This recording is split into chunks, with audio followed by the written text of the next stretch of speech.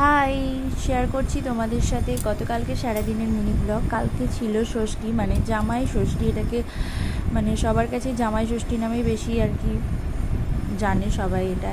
তো যাই হোক, সকাল সকাল মা ষষ্ঠীর সমস্ত কিছু আয়োজন করে নিয়েছে ষষ্ঠী পুজোর। আর আমার যেহেতু হবে না, আমাদের এক বছর ষষ্ঠী পুজোর মানে কোনো কিছু হবে না, যা কিছু আর কি বাড়িতে নিজের মতন করে গায়ে পালতে হবে, কারণ আমাদের এক জেঠিমা শাশুড়ি মারা গেছে, তার জন্য আর কি কাল ওষুধ রয়েছে, সেই জন্য আমি গিয়ে পুজো করতে পারবো না। তো যাই হোক, রেডি হয়ে নিয়ে এবার ষষ্ঠীতলায় যাব, কারণ ষষ্ঠীতলায় যেতে তো আর কোনো ক্ষতি নেই, সেখানে গিয়ে ঠাকুর প্রণাম করবো। এই যে বেরিয়ে এসেছি।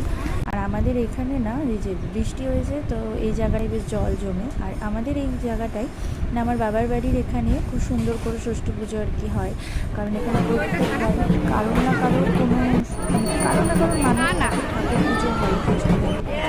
তো সেটা হচ্ছে এই জায়গায় তিনটে ঠাকুর হয়েছে, আর এই যে এখানে ষষ্ঠী দিয়ে দিচ্ছে, মানে আর কি যারা নতুন মা হয়, বাচ্চার ষষ্ঠী যেটা দেওয়া হয় মা হয়েছে, সেটাই করা হচ্ছে। আমার ক্ষেত্রেও সেটা হয়েছিল, তখন তো প্রচণ্ড মানে লকডাউন ছিল, আমার সেটা খুব সকালবেলায় হয়েছিল, আমার খুব মনে আছে সেটা, কারণ এই জিনিস ভোলার নয়। তো দেখা হচ্ছে নেক্সট ব্লগে, ততক্ষণের জন্য টাটা।